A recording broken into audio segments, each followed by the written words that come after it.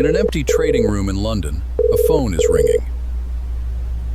Nobody will ever answer it. 6,000 miles away, the man who did this is already on a plane. He is 28 years old, and he has just erased a bank older than the United States of America. The bank this room belongs to survived Napoleon. It financed the Louisiana Purchase. It was the Queen's own bank. And right now, it has only days left. Where is he? Somebody tell me where he is. Now, you're already guessing how. A genius con. A secret fortune skimmed offshore. Every guess is wrong. He didn't steal a single penny. The truth is so much stranger than theft. To understand how a bank older than America died on a Thursday morning, we have to go back. Back to a kid who 3 years earlier thought he'd just won the lottery. Nick Leeson, a plasterer's son from Watford. No university, no old money name. The kind of CV that doesn't open doors in the City of London. Buy 200. No, make it 3. Come on, it's the easiest money in Asia. You're a madman, Leeson. A rich madman. Slow down. You'll burn out by 30. 30? Mate, I'll own this floor by 30. The job was simple. Buy in one market, sell the same thing in another, pocket the gap. Low risk. Boring, even. And the profits rolled into London like clockwork. To our man in the east. The boy can't lose. Nobody flew out to see the floor. Nobody asked the boring questions. Why would they? Every month the fax said the same beautiful word. Read it out. Go on. Their star, their golden boy. The young man in Asia who simply could not lose. There was just one thing nobody in that room thought to check. Nick ran the trading desk. And Nick also ran the back office, the room that's supposed to check the trading desk. The player was keeping his own score. I hit sell instead of buy. It's 20 grand, Nick. 20 grand. They'll sack me. Nobody's sacking anybody. You can do that?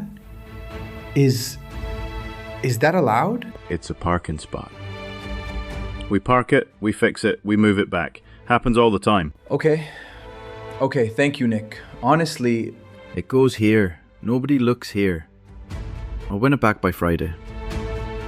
You were never even here. That account number, 88888. In Chinese culture, 8 is the luckiest number there is. It would become the unluckiest number in the history of banking. He didn't take a penny for himself, he just hid it. He'd fix it tomorrow. Tomorrow never came. 1 good week. That's all this is. 1 good week, and it's gone. I've dug out of worse than this. I just need the market to do me one favor. To win back the hidden loss, he had to bet bigger. So he did. And he lost. So he hid that too, and bet bigger again. 20,000 became 200. 200 became 2 million. The hole didn't grow because he was reckless. It grew because he could not bear to admit it. Every single bet was an apology for the last one. Whatever margin he needs, wire it. He's earning it 10 times over. Don't keep the boy waiting. Read that again. The bank kept wiring him hundreds of millions to fund the very trades destroying it. They thought they were watering their best crop. They were pouring petrol on the fire and calling it profit. This much cash going out for trades that earn this little. It doesn't reconcile. She flagged it. She did everything right. And she was handed the only answer that room ever gave. He's the star. That's not an answer. That's a hope. She wasn't the only one who got close. There's a number here that doesn't belong to anything. A balance with no trades behind it. Account 88. It's all accounted for. I'd stake my career on that boy. Move along. One forged signature. One trusting boss. One piece of paper that said everything's fine. And the man who was one folder away closed the folder. Remember them both. They were right. And nobody listened, because the lie was making everyone rich on paper, and the truth would only cost them. By the start of 1995, the hole was so deep there was only one way out left. And it wasn't a real way out. It was a prayer. To climb out, Nick made one final, monstrous bet. He bet that Japan would stay calm, that the market would simply sit still. One giant position, no safety net, everything on quiet. It's gone! It's gone! Look at it! An earthquake flattens a city. The market panics.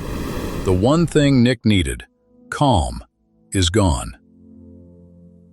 And his giant bet detonates. It'll come back. It always comes back. Come on, it's fine. It's fine. He buys, and buys, and buys, trying to lift an entire market with his own two hands. Each order he fires to save himself digs the hole deeper. One man against a falling country. The hole rips past 500 million, then 700, then 827 million pounds. More money than the entire bank was worth. 2 words. I'm sorry. And on a desk in London, a man finally opened the account they'd never thought to check. Account 88888. The room went quiet. The phone started to ring. Nobody answered it. 827 million pounds. Barings Bank. 233 years old, the Queen's own bank, was bankrupt. Dead in a morning. A few days later, the whole thing was sold. 2 centuries of history. For £1. Nick didn't get far. They arrested him at Frankfurt Airport on his way home. He didn't run when they stepped in front of him. He just stopped. He went to prison in Singapore. The golden boy, in a cell. And here's the part that should stay with you. Nick Leeson never got rich. No offshore fortune, no villa, no secret pile. He earned a salary and a bonus, and that was all. He was losing the entire time. He didn't rob the bank. The bank handed him the money, eagerly, gratefully, to fund its own funeral, and called it profit right up to the morning it died. Every cheer in that London boardroom was applause for the bullet already in the gun. So, how does one 28-year-old erase a bank older than America? Not with one giant theft. With one small lie he was too frightened to admit. £20,000 he could have confessed in a single phone call. He fed that lie and fed it until it was bigger than him. Then bigger than his bosses. Then bigger than 233 years of history. All of it swallowed by a number nobody wanted to look at. 88888. None of this is financial advice, just a story worth keeping.